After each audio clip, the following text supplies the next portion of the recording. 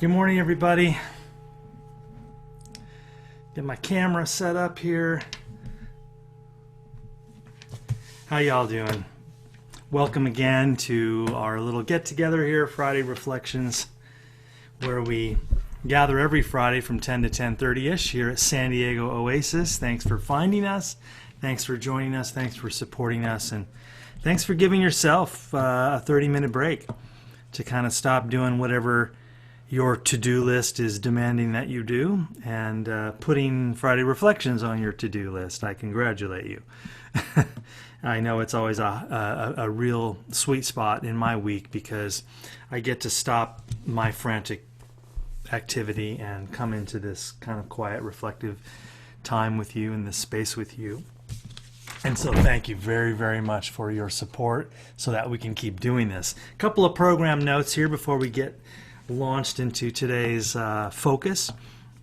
First of all, I want to remind you again about Tech Fair. Tech Fair is an annual event here at SanDiegoOasis where we carve out like most of a week, a bunch of days together, a bunch of days in a row, and just have wall-to-wall amazing speakers, educational opportunities, outreach opportunities, community opportunities.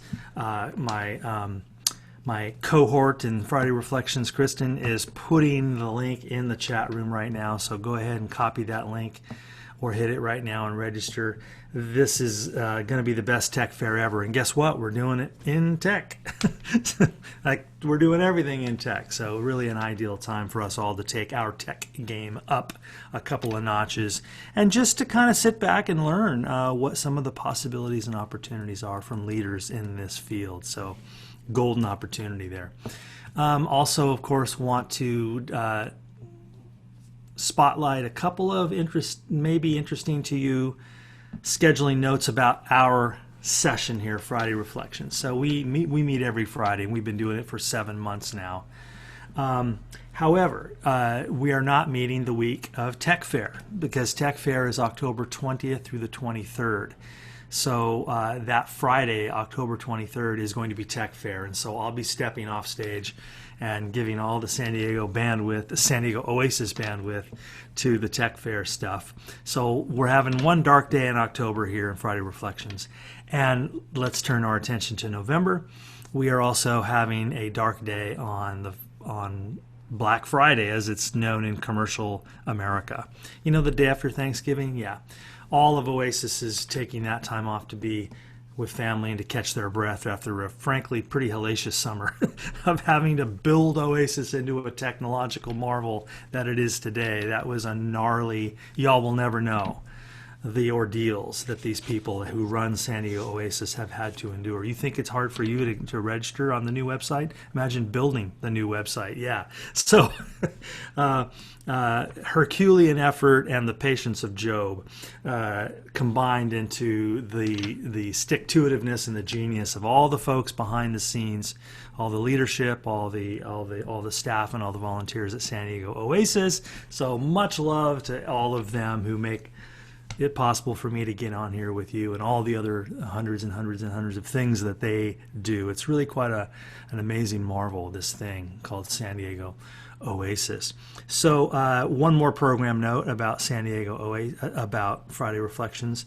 I will be taking a sabbatical from Friday Reflections for the entire months of December and January. So, sorry, no Friday Reflections in December or January. Like a bear, I am going to crawl into a cave and sleep for 2 months. Not literally, but figuratively. And so I love what we do here in Friday Reflections, but I'm kind of putting everything on hold for a couple of months and going on a retreat inside my house. So just wanted to let you know, don't look in December or January for upcoming Friday Reflections. We're setting it aside. Back full steam in February, so we haven't built that calendar yet, but just to let you know. Okay. One last quick program note about my 2 upcoming webinars. Please join me this coming Tuesday for my creation story webinar, What Our Creation Story is Really All About. That's this coming Tuesday from 10 to 11:30. And then on the 27th, at the end of October, really excited about another dialogue webinar. I'll be sharing the stage with my friend and MFT and yoga teacher, Paige Lauer. We'll be talking about living spiritually, bringing the sacred home. So I hope you all join me for that Tuesday, October 27th webinar, again from 10 to 11:30. I think a lot of you know the deal on where my webinars drop. They're always on Tuesdays. They're always 90 minutes, 60-minute presentation, 30-minute Q&A. Okay, so last week, I don't normally carry over a theme from week to week to week. Every Friday Reflections is a one-off. It's not a series.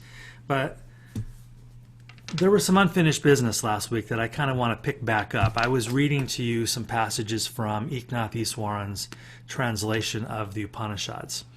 And many of you know that the wisdom tradition called Vedanta or Hinduism is of particular interest to me. I mean, I love them all the same. It's like your kids, right? You love them all the same, but you love some more.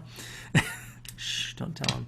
But this, you just connect with people in different ways, and I just connect with this tradition in a really surprising way. It feels like home to me, and I have to pay attention when feelings like that come along. So I want to share with you a little bit more from the Isha Upanishad, from Iswaran's translation of the Upanishads. So we'll get to that in a second. And it's really just about trying to find the stillness underneath the craziness of life. I mean, let's just boil it right down to that. 1 foot in the field of action, 1 foot in the swale of stillness. And so many wisdom teachers counsel us to try to do that, to not retreat from the world of action completely and just hide in our little cave, nor to throw ourselves so totally and completely into the field of action that we lose touch with the reason we're taking those actions. The sacred underlying core, the value, the ground of being, the meaning of our life, the stillness within. That apparent paradox between action and inaction, or busyness and stillness. That's the crossroads that our life is always in, isn't it? And so I'm caught by that because I'm living in that. They often say that this saying often comes to mind, that a teacher teaches most what they need to learn. Story of my life. I can promise you, every topic that I bring forth is something that I need to hear, something that I need to deepen into, something that I need to learn how to do better at. So trust me, I'm not getting much of this right myself.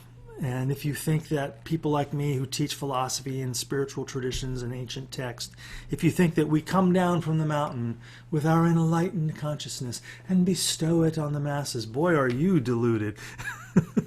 Trust me, I know a lot of ministers and rabbis and swamis and masters and gurus. They're nuts. They're all nuts. We're all crazy.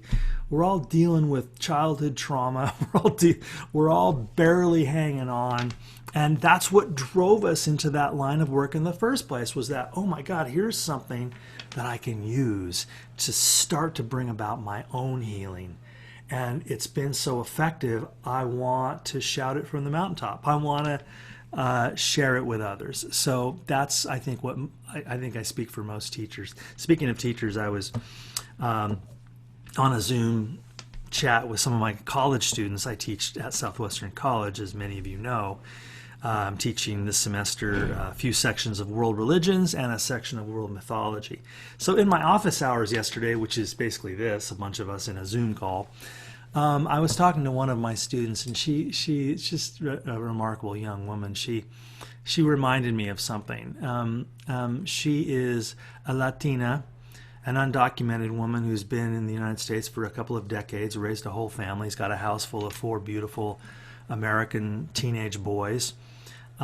She's, of course, bilingual and is a brilliant, motivated student and just a remarkable human being. And and another young woman came into the call, a Filipino woman, if that matters, someone from a completely different culture. And then this old white guy, So the three of us are like chewing on some stuff. And it just struck me again how so many of my college students in community college are women, are moms, are multicultural, blended, and are in this time of pandemic performing miracles. So can we just send a prayer out and a shout out to all the moms out there, the young moms who have school age kids, 7, 8, 9, 10, 11, 12-year-olds running around the house and babies, and trying to get them online to do their schoolwork, and then they're online doing their schoolwork with me, and then they're taking care of the home, and it's phenomenal, running their careers, homeschooling their kids essentially, taking care of their own college education, and running the house. It's just phenomenal. And so this is a difficult time for all of us, but I read an article the other day that, unfortunately, women are leaving the workforce at a far more rapid rate than men are. So how do we stay sane? And how do we connect with each other? And it's so heartening. There's a new ASO, or Associated Student Club, at Southwestern called MAMS, M-A-M-S, Mothers and Mother Scholars. And some young mothers got together and started this group, and it's a support group to support precisely the kind of student I just described.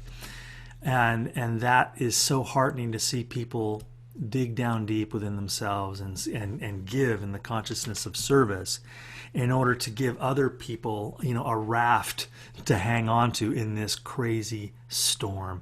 Because when we offer kindness and healing toward others, we, of course, receive kindness and healing. That's the great spiritual teaching, right? You only get to keep what you give away. It's the great paradox. And so we noticed last week in our reading of the Upanishad that the core teaching of Vedanta is that there's this boundless stillness within.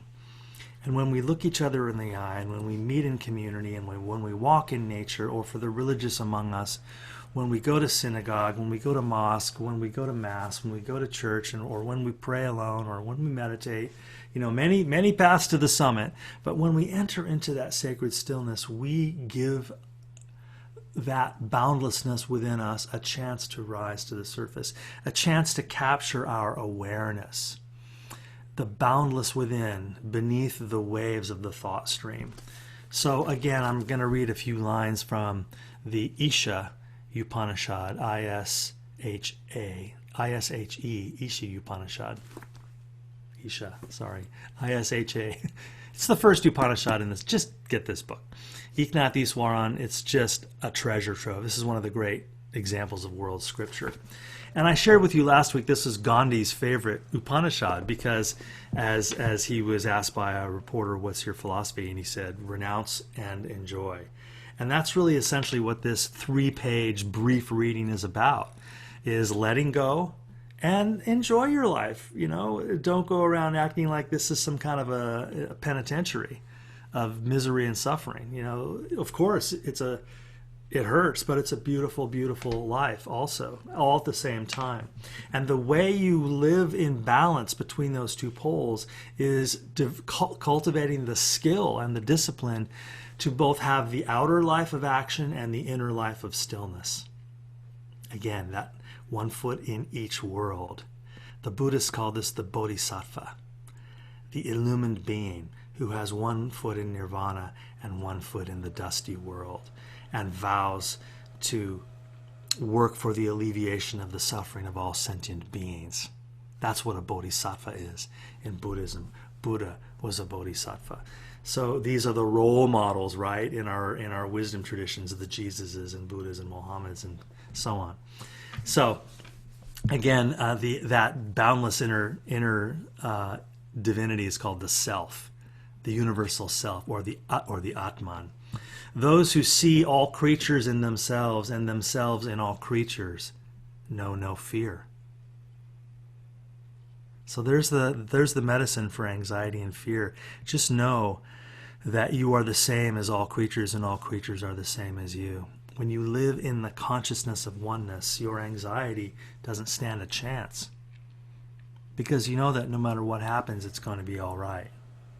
Those who see all creatures in themselves and themselves in all creatures know no grief. The self is everywhere.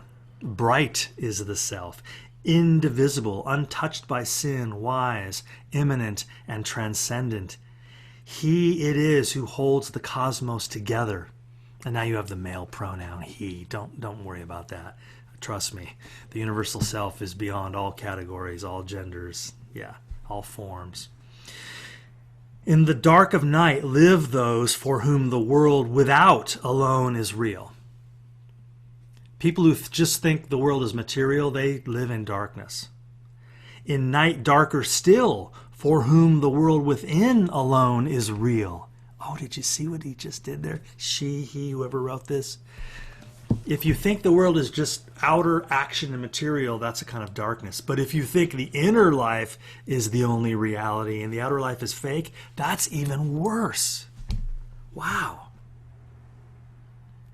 The first, the material outer action life, the first leads to a life of action, the second to a life of meditation. But those who combine action with meditation cross the sea of death through action and enter into immortality. Through the practice of meditation, so we have heard from the wise. In the dark night live those for whom the Lord is transcendent only.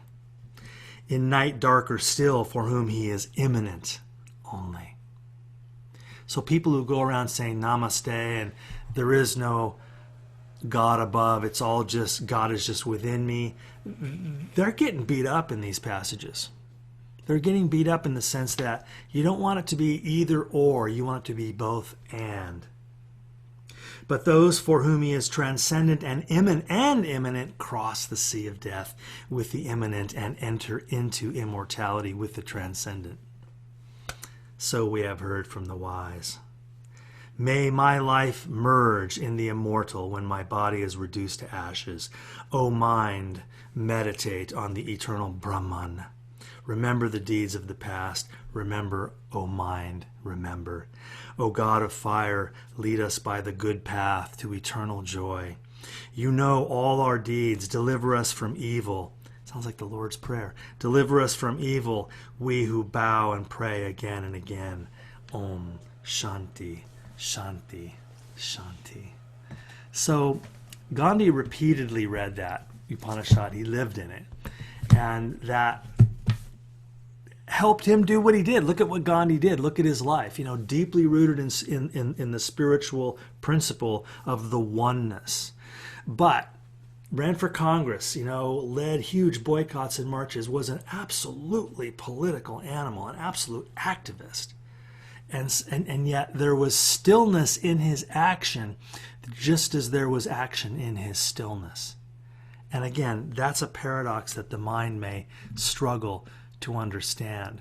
But it reminds me a little bit of a parable of the Buddha. Let me see if I can pull that up real quick. The parable of the bracelets. Let's see, it's at the end of the Buddhism chapter. Here we go. This is from a book called The World's Wisdom. I make all my world religion students buy this. It's a great anthology of world scripture, The World's Wisdom by Philip Novak. Novak, N-O-V-A-K. Really great addition to any library because it's just beautiful passages from all the world scriptures. So here's a parable the Buddha told. It's called The Bracelets.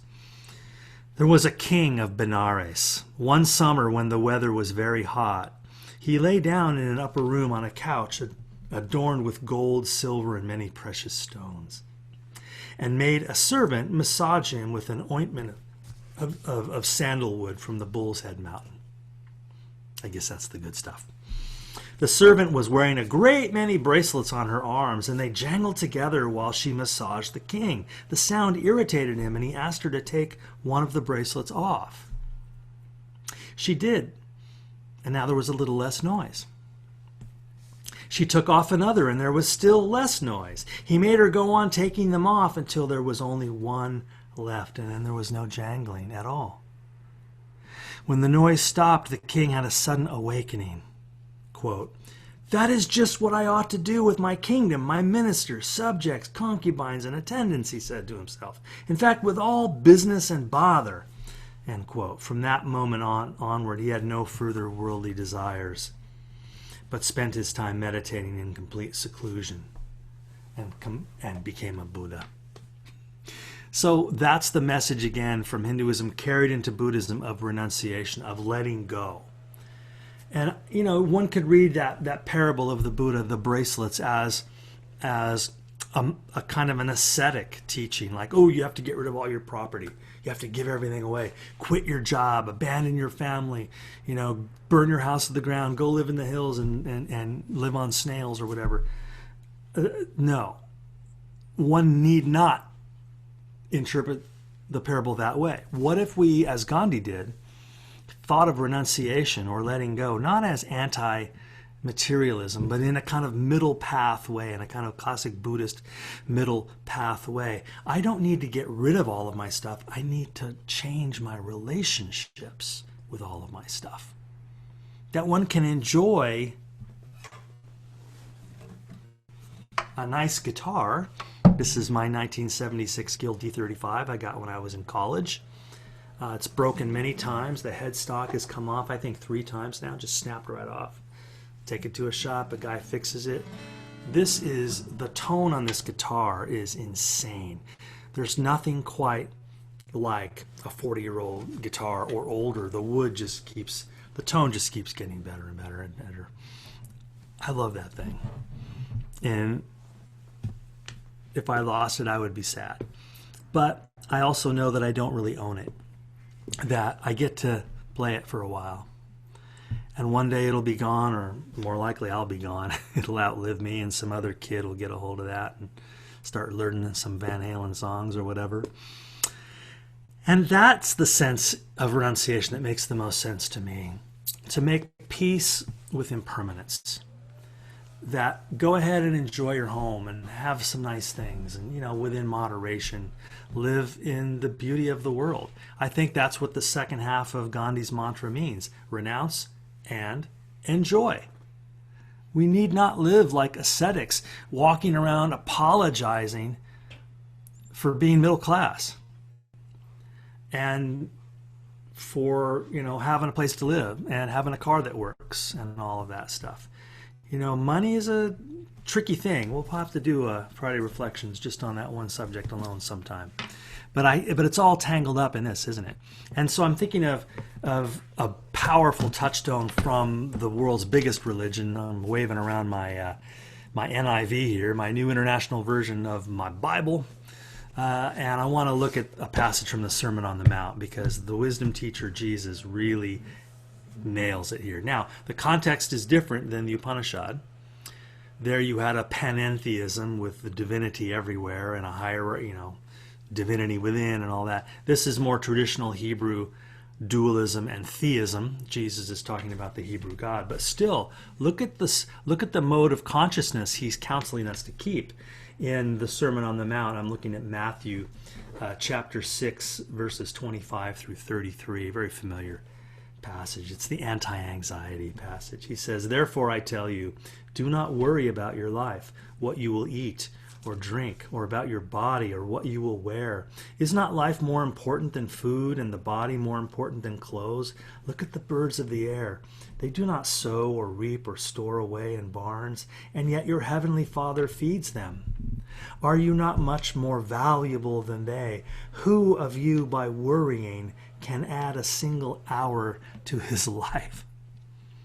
And why do you worry about clothes? See how the lilies of the field grow. They do not labor or spin, yet I tell you that not even Solomon in all his splendor was dressed like one of these.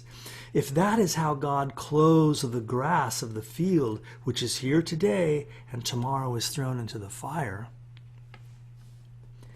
will he not much more clothe you, O you of little faith? So do not worry, saying, what shall we eat? What shall we drink? Or what shall we wear? the Father knows that you need them. Seek first his kingdom and his righteousness, and all these things will be given to you as well. Therefore, do not worry about tomorrow, for tomorrow will worry about itself. Seek first the kingdom. Yeah, that's exactly the message we got from the Upanishads. Center the being of your life in the stillness, in the divinity within. However you conceptualize that in your religious ideology, whether it's one of the traditions, the Judaism, Christianity, Islam, etc., or whether you're kind of carving your own path. So that is pretty good advice, it seems to me, for how to live in the world and be at peace with impermanence and be at peace with none of us knows what's going on. I mean, this has been a hell of a week, hasn't it? The President of the United States and about 40 people that work in and around the White House are now infected with the pandemic, COVID-19. You can't make this stuff up, right? I mean, we're living in some kind of a crazy farce, some sort of Fellini-esque absurdity, except it's absolutely real. And it's month after month after month after month of this, you start to lose your mind a little bit. And so the student I shared with you about, her name's Ketty, she said, Peter, I'm getting to this place where I raised my boys, I took care of my husband, I kept this home together, and now I need to take care of myself. I really want to learn how to meditate. So we talked quite a bit about that. She was very curious about that. She said, and she's a devout Catholic. And she said, it's not even a religious thing for me. She said, it's bigger than that. I really feel as I'm studying Hinduism and Buddhism, she said, we're right in the middle of Buddhism now. She said, I really feel like there's something opening up inside of me that has been there all along, that I was too busy outward turned to even discern, to even notice. And I feel led now and called to the practice of meditation to give its voice a chance to be heard, to give my inner voice a chance to be heard. So I want to close with a poem or two. I always like to do that. I found a poem by one of my favorite poets, Wendell Berry, and I hope it ties together some of these thoughts and threads and themes that we've been thinking about today. It's by Wendell Berry, and it's called "The Wish to be Generous." All that serve will die. All my delights, the flesh kindled from my flesh, garden and field, the silent lilies standing in the woods, the hill, the whole earth, all will burn in man's evil or dwindle in its own age. Let the world bring on me the sleep of darkness without stars, so I may know my little light taken from me into the seed of the beginning and the end, so I may bow to mystery and take my stand on the earth like a tree in a field, passing without haste or regret toward what will be, my life a patient, willing descent into the grass. What a beautiful song of renunciation, of being able to let go even of one's life. I mean, that's counterintuitive. That's not what our biological life wants to do. It wants to keep living, right? But at the level of the soul, don't you hear that? It's far from suicidal. It's just realistic to say, as Jesus alluded to in his passage, that we're all like grass. You rise up in the summer, and then along comes that scythe blade, or just the decay of fall. So finally, one last poem. I'll squeeze this in. One of my favorite poets. I always say that. I'm not going to read you a poet that isn't my favorite. One of my favorite poets. This is Rainer Maria Rilke. So it's translated from the German, Rilke, R-I-L-K-E. Look him up. Rainer Maria Rilke. Beautiful. So it's a very short poem. It's called A Walk, and I'll leave this with you. My eyes already touch the sunny hill. going far ahead of the road I have begun. So we are grasped by what we cannot grasp.